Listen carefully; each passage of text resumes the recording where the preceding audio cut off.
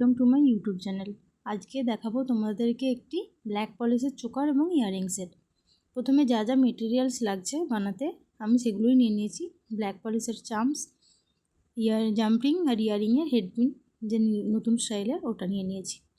তো প্রথমে আমি জাম্পিংয়ের সাহায্যে ব্ল্যাক পলিশের চাম্পসগুলোকে অ্যাড করে নিচ্ছি।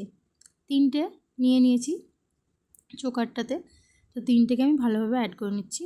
তোমরাও ভালোভাবে দেখে নিয়ে অ্যাড করবে, কারণ ঘুরে গেলে দেখতে ভালো লাগবে না, তো সেহেতু ভালো করে অ্যাড করে নেব। অ্যাড করা হয়ে গেলে আগে থেকে সুতো আমি ঠিক করে রেখেছিলাম সাইজ মতো, সেই সুতোটা নিয়ে দু সাইডে জাম্পিংয়ের সাহায্যে আমি অ্যাড করে দেব।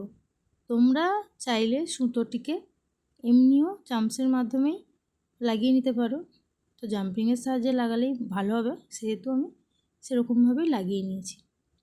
তো এক সাইডে আমি প্রথমে সুতোটা লাগিয়ে নিচ্ছি ভালোভাবে। লাগিয়ে নেওয়ার পর এদিকটা হয়ে গেলে ওদিকটাও আমি একইভাবে লাগিয়ে নেব।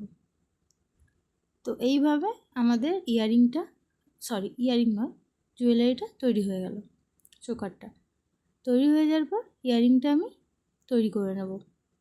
তো প্রথমে ব্ল্যাক পলিশের চাম্পসটাকে নিয়ে ইয়ারিংয়ের হেডপিনের ওটাতে ঢুকিয়ে নিচ্ছি।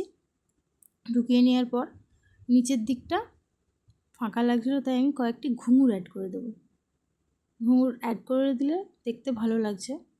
তো সিম্পল আজকের ইয়ারিংটাও সেরকম কোনো কাজ নেই, এইভাবেই ইয়ারিং সেটটি আমাদের তৈরি হয়ে গেল। তো আজকের জুয়েলারি সেটটি মানে চোকার এবং ইয়ারিং দুটি তোমাদের কেমন লাগলো অবশ্যই আমাকে কমেন্ট করে জানিও। ভালো লাগলে চ্যানেলটিকে সাবস্ক্রাইব করে নিও, এবং এরকম নতুন নতুন ভিডিও দেখতে চাইলে আমাকে কমেন্ট করে অবশ্যই জানিও। তো এইভাবে ইয়ারিংটাও তৈরি হয়ে গেল, আর চোকারটার মাঝখানটা একটু ফাঁকা ফাঁকা লাগছিলো, সেহেতু আমি ওই মাঝখানটাতেও কয়েকটি ঘুঙুর অ্যাড করে দিয়েছি। কেমন লাগলো